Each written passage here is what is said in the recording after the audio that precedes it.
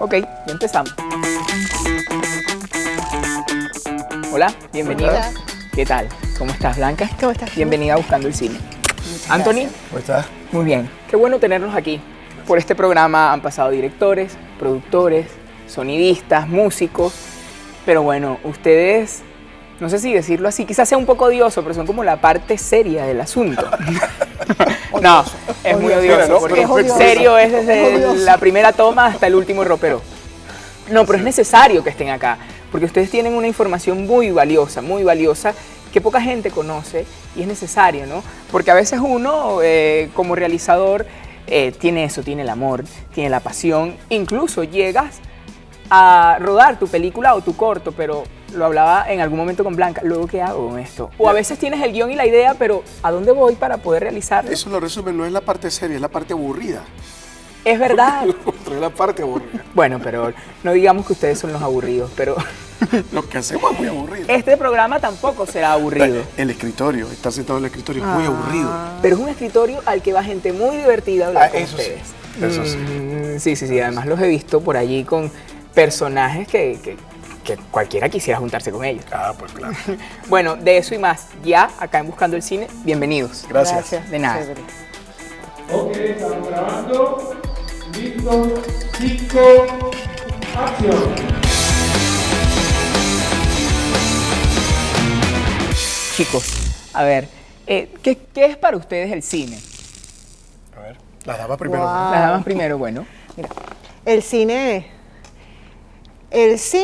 es una de las herramientas más fantásticas que ha inventado el ser humano para transformar el mundo y la posibilidad de ver los sueños hechos realidad.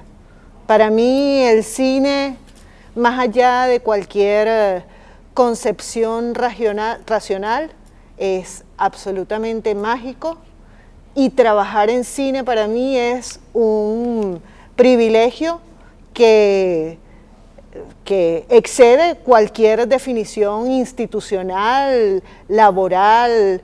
Es un sueño de verdad hecho realidad. Porque imagínate lo que significa trabajar en algo que transforma vidas, trabajar en algo que permite que algo que soñaste de pronto está en una pantalla y en algo que te permite la posibilidad de transformar el mundo. Así es. Bueno, Fellini decía que hablar de cines es hablar de sueños. Exactamente. Y Gabriel García Márquez hizo un libro que tituló Me alquilo para soñar. Quienes trabajamos en cine, de algún modo, nos alquilamos para soñar. Anthony. Yo pienso que el cine, más allá del concepto que se oye y es la construcción del arte en colectivo, pero para mí en lo personal el cine es lo más cercano a Dios. Es la posibilidad de crear, de dar vida, de materializar. Y eso es maravilloso. Estar cerca de la posibilidad de hacer, de dar vida, es maravilloso. Che è il cine per Federico Fellini? Il cinema per me è il mio modo più naturale di realizzarmi.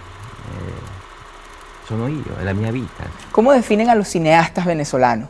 Creo que esa es una palabra que lo define bastante bien, lo describe bastante bien, esa inquietud, pero la pasión del arte que escogieron como vida, como razón de ser, tiene que ser así, ¿no? Un cineasta, ojo, no inquieto en la personalidad, en la creación, quiero decir.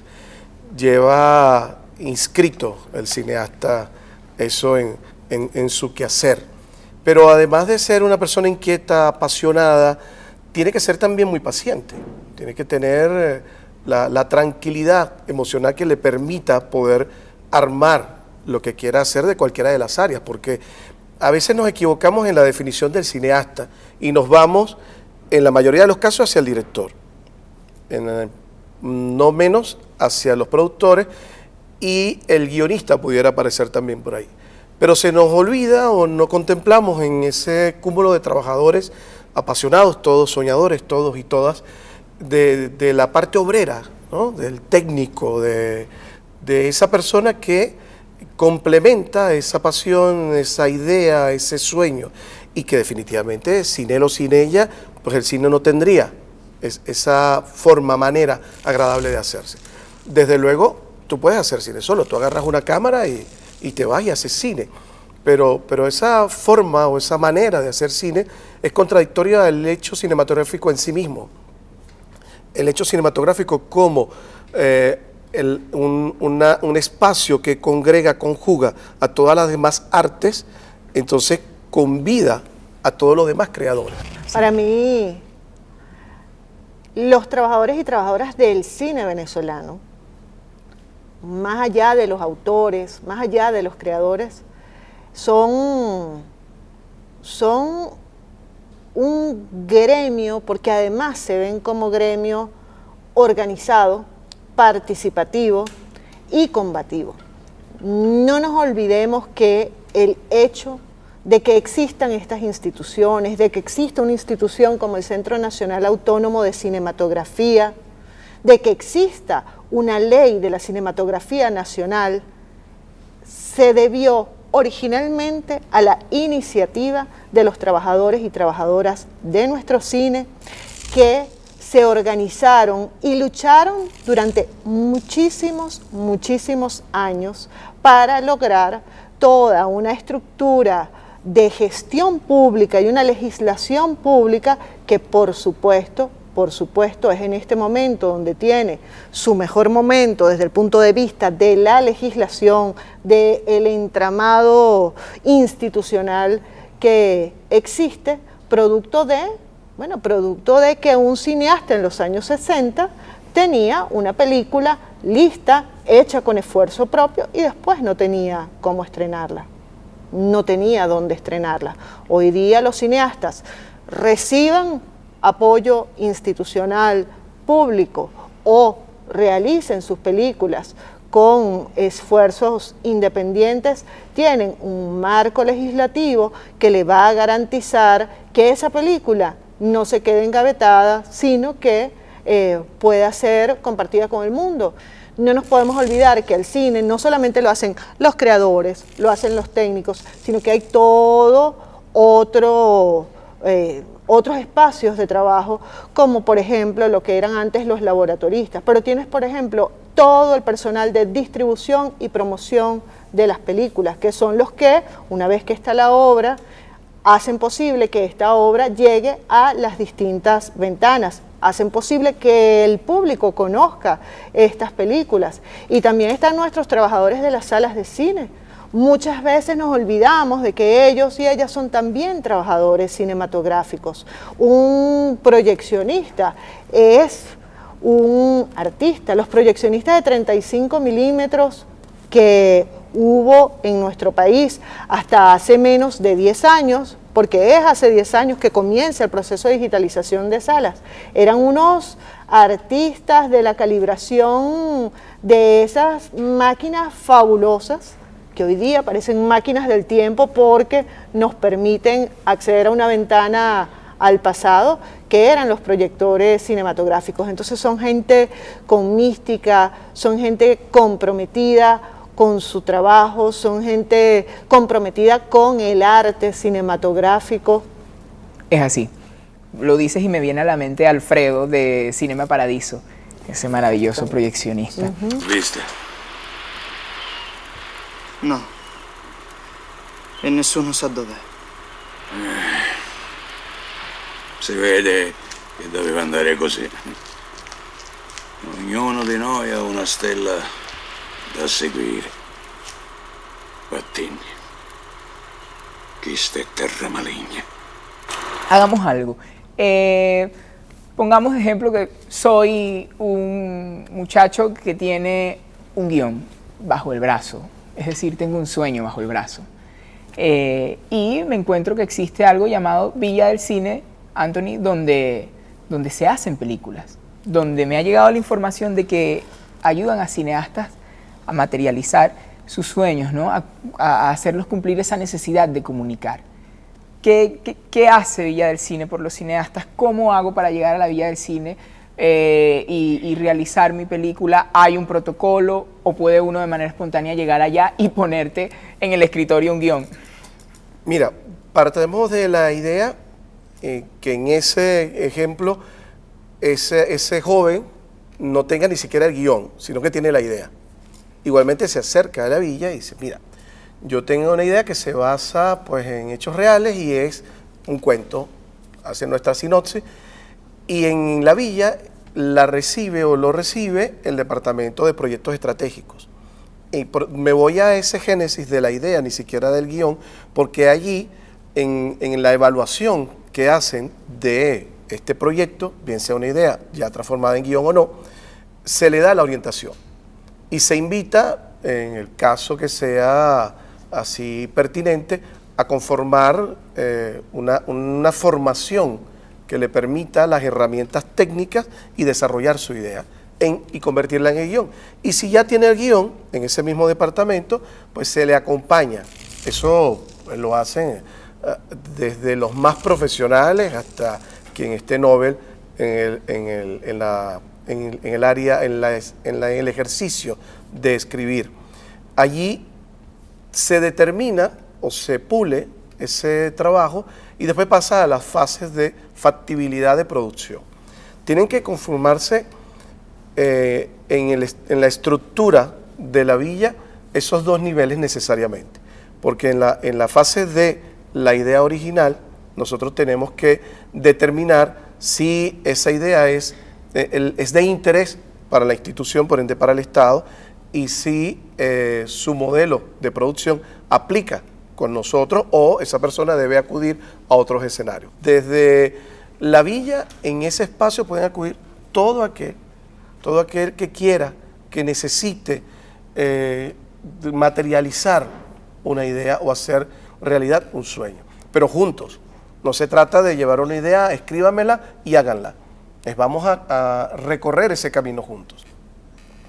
Si es una persona que está inscrita en el espacio, digamos, profesional, es decir, que devenga un sueldo, un salario, o que tienen un beneficio económico, por eso que es una profesión, establecemos los mecanismos de negociación y vemos en qué forma puede la institución, con su capacidad instalada, acompañarle en ese proyecto.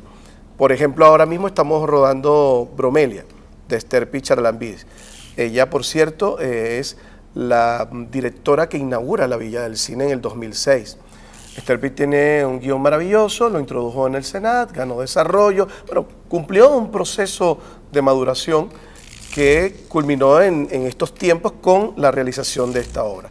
Y nosotros estamos acompañando a Esther Pitt desde nuestra capacidad instalada, que no es otra cosa que la posibilidad que tenemos con nuestras luces, con nuestra cámara, con nuestros camiones, con el personal Villa. Ya hay una relación que nos permite con otros cineastas continuar este modelo de producción, que no necesariamente tiene que tener por delante el tema económico. Y digo no necesariamente porque hay ejemplos en donde nos hemos demostrado nosotros mismos que modelos de producción funcionan perfectamente. El cine es costoso, hacer audiovisual es costoso. Pero eso no nos debe detener, hay que, como dirían los viejos, buscarle la vuelta. Y eso precisamente es lo que estamos haciendo día a día, darle la vuelta a todas esas cosas que imposibilitan para que posibiliten hacer cine. Una vez que ya un joven cineasta con una idea fue a la Villa del Cine, llevó a cabo la realización de su película, ya está hecha, ahora quiero que se vea en las salas, quiero que mi película vaya a festivales. Entonces es allí donde Amazonia Films cumple, ¿no?, una labor también magnífica y de la que es momento que hablemos. Sí, bueno, idealmente las distribuidoras deberían empezar o pasar a formar parte de la vida de una película desde antes de su culminación. Es decir, que a uno le llegue, que a la distribuidora le llegue la película ya lista, cerrada, bueno, está bien y es nuestro trabajo tomar obras terminadas y distribuirlas. Pero una distribuidora puede apoyar y acompañar a una película desde un proceso mucho más temprano. Para que una película sea vista, lo primero que tiene que pasar es que el público sepa que existe esa película, enterarse de que esa película existe. Y ese proceso de toma de conciencia de que una película existe toma un tiempo, porque además no es mentira el hecho de que nuestro cine nacional cuenta con menos recursos para la promoción de sí mismo que otras industrias cinematográficas con muchísimo más presupuesto y con muchísimo más poder. Y no estamos hablando de un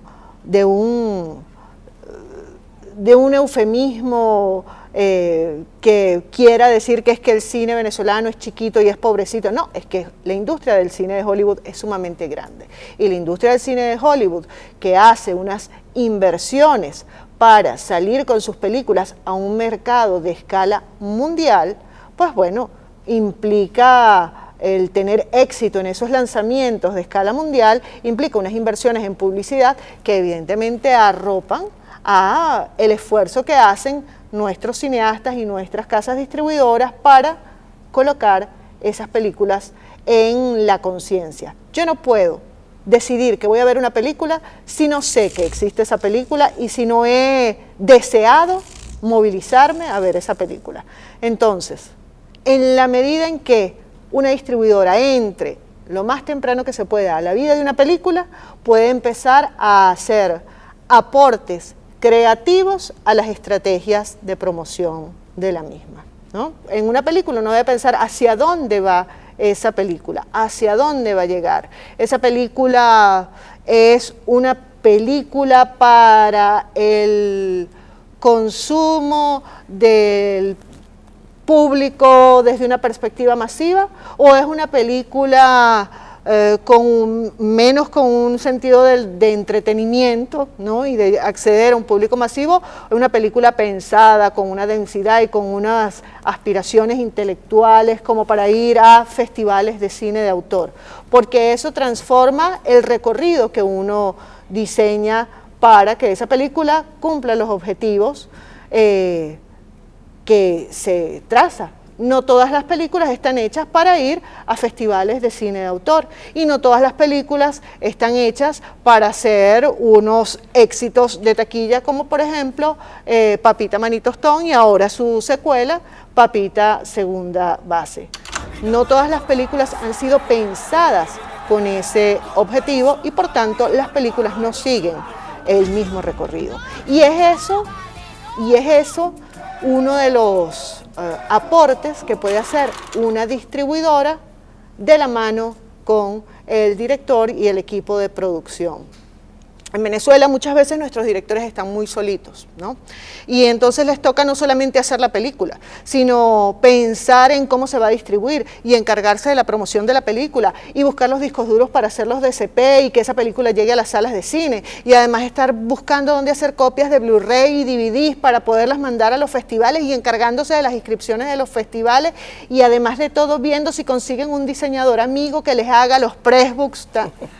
Ese es el trabajo que debería ser el distribuidor de esa película. Nosotros necesitamos que nuestros directores puedan seguir haciendo películas, seguir haciendo cine, que cuando están en la fase de culminación de la película se dediquen a terminar su película y que su película quede lo mejor posible. Las distribuidoras acompañamos ese proceso de culminación de la película y los ayudamos a diseñar, a planificar y a ejecutar esa ruta de distribución.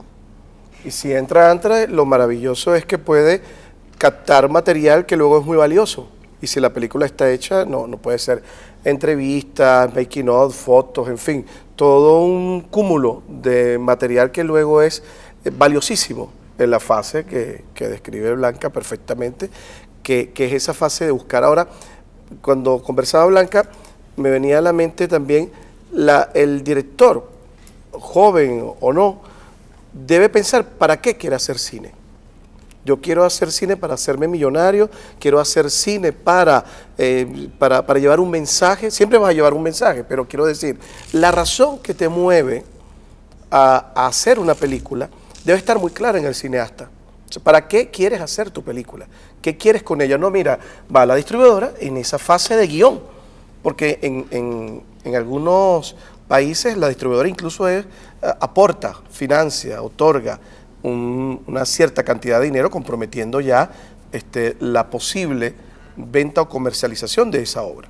Pero en ese espacio de guión ya puede entrar, debe entrar. Y el cineasta debe estar claro para qué quiere, hasta dónde cree él va a llegar su película. Y en esa discusión puede uno levantar una película que está en el criterio del director muy baja, o al revés, una película que el director dice, no, mira, yo con esto quiero ir a Cannes y voy a ir a todos los festivales tipo A, y entonces toca ser el malo de la película y decirle, no tienes con qué, ya va, puedes llegar a estos niveles. Entonces, esa claridad es valiosísima, es importante en esa fase, en ese momento. Cada vez que vienen cineastas, directores, productores, todos los que trabajan, los trabajadores del cine, discutimos, ¿no?, qué es industria. Yo siempre les pregunto, ¿el cine venezolano, arte o industria? Y entonces allí, pues, entra una discusión, como quien dice, bien sabrosa. Es que no tiene que pelearse, no tiene, pueden convivir perfecta y tranquilamente.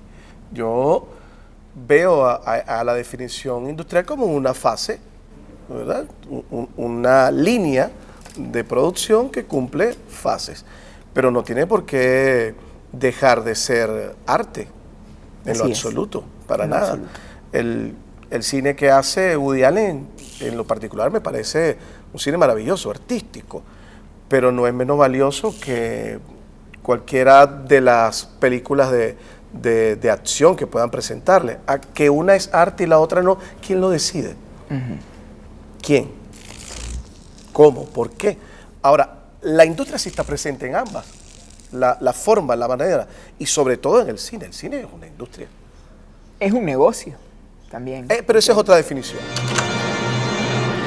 Manhattan, starring Woody Allen. Well, okay, well, tell me, why did you get a divorce? Why? I got a divorce because my ex-wife left me for another woman. Okay? Really? Mm-hmm. God, that must have been really demoralizing. I don't know. I thought I took it rather well under the circumstances. Ooh-wee. I tried to run them both over with a car. Para mí la discusión entre arte e industria, pues tal cual, como tú dices, es muy sabrosa, es muy rica. ¿Qué nos permite definir si el cine es arte o industria? Y esto es una pregunta, ¿no? Es el modelo de producción, por ejemplo. Consideramos que el cine es industria cuando se utiliza un modo de producción industrial. Y los teóricos definían primera clase de cinematografía en la Universidad Central de Venezuela en los años 90. Te decían, existen dos modos de producción, modo de producción industrial, modo de producción alternativo. El modo de producción industrial es aquel que fue impulsado por las casas productoras de Hollywood. Las casas productoras son las dueñas de la película, contratan directores, contratan productores, las películas son de las casas productoras, los directores son apenas unos contratados, ¿no? Bueno, en Venezuela tenemos algunos casos que hablan de ese modelo de producción, pero el cine de arte es el cine de autor, donde se privilegia la obra y la creación, es el creador el que recibe los incentivos, porque se fomenta la libre creación, se fomenta la posibilidad de que el creador haga una película que le interesa a él o a ella únicamente y esa película sea financiada. Bueno, si ese es el criterio, el cine venezolano es arte y es industria, porque podemos contar en decenas las obras de nuestros directores y de nuestras directoras que han salido de su necesidad expresiva individual, que han contado y que han desarrollado unos valores de producción a partir de su concepción creativa, pero también tenemos experiencias. La Villa del Cine es en este momento nuestra experiencia quizás más cercana al modelo de producción industrial. Existen otras empresas venezolanas que también aplican este modelo de producción industrial, a pesar de que acceden también a los financiamientos para cine de autores y autoras que da el Centro Nacional Autónomo de Cinematografía, pero no nos olvidemos que en Venezuela existieron los laboratorios nacionales y existió Estudios Ávila, la primera gran casa productora del Estado venezolano, que fue creada por Rómulo Gallegos cuando era parte de la gestión del gobierno nacional y que crea Estudios Ávila a partir de el modelo mexicano, de la gran industria del cine mexicano de los años 40. Eso quiere decir que nuestro germen de creación de modelo cinematográfico partió de la aplicación de modelos industriales, y que nuestros trabajadores conocen sobre lo que es el modelo industrial. Ahora, si definimos que industria, que el arte es el cine que es financiado, no a partir de un modelo de rentabilidad económica, sino de un modelo de mecenazgo, incentivos, subsidios, y industria es aquel cine que obtiene, se produce a partir de un modelo de rentabilidad económica, etcétera. Podemos decir que en Venezuela también hay arte y hay industria, porque tienes un cine de autor que atiende, que privilegia la necesidad expresiva del director, la posibilidad de que esta película tenga un recorrido internacional que nos dé prestigio, no solamente al director, sino al país, por su capacidad técnica y estética.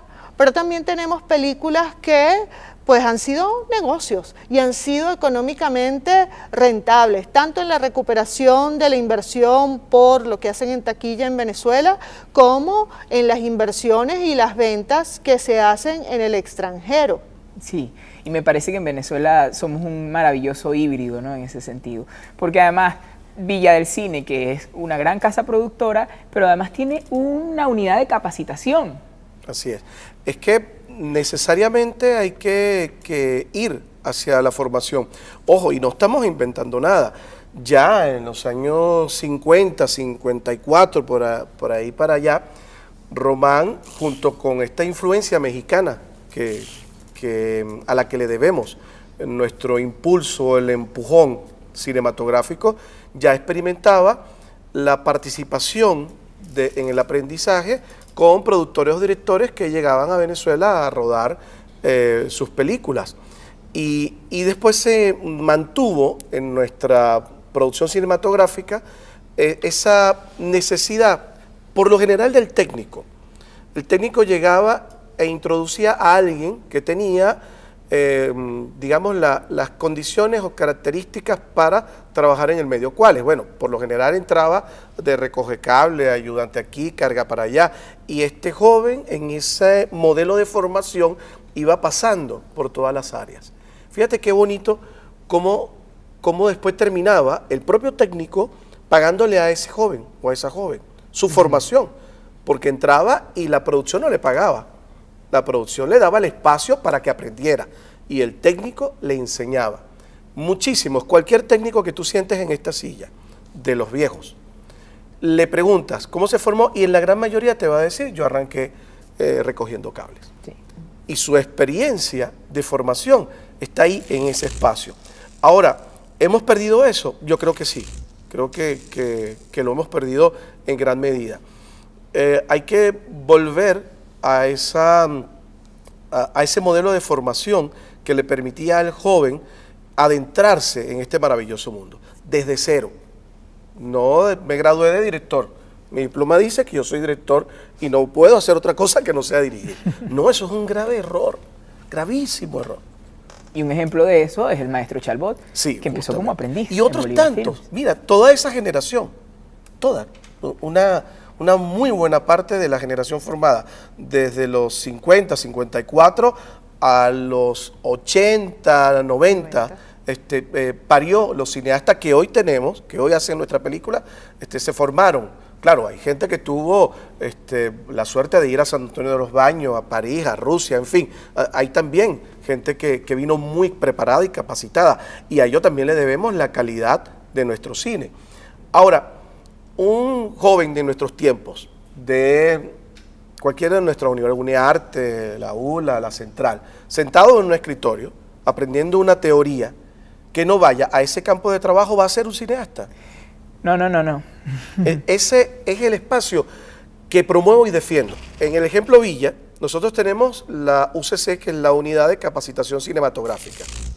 Esto nace, en principio, de la necesidad de que la casa productora actualizara, formara a sus trabajadores, ¿no?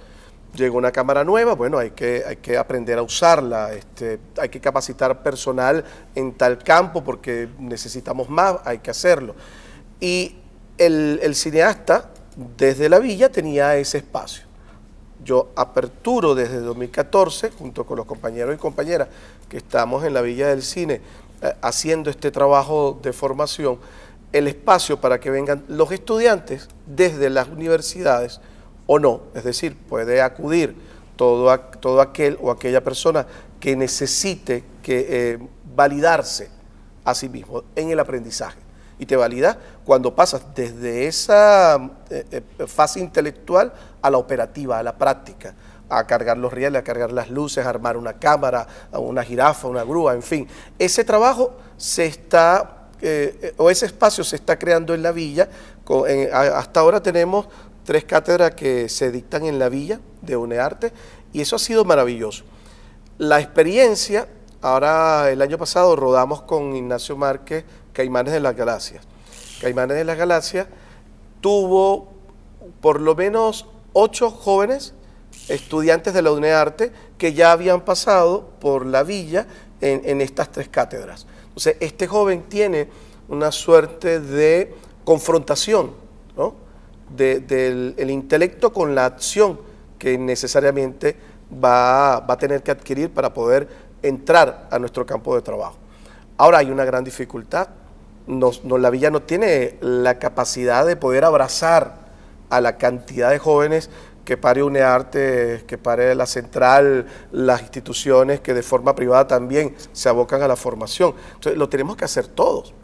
Todos tenemos que abrir este espacio, que no lo estamos inventando. Que estamos rescatando, sí, pero no estamos inventando, estuvo allí, se formaron grandes cineastas a partir de esta experiencia. Yo creo que hay que insistir, y ha sido un tema de discusión cuando hemos estado en las mesas de trabajo de la plataforma, que todos nuestros cineastas concluyan en la necesidad de poder generar ese relevo, pero de verdad.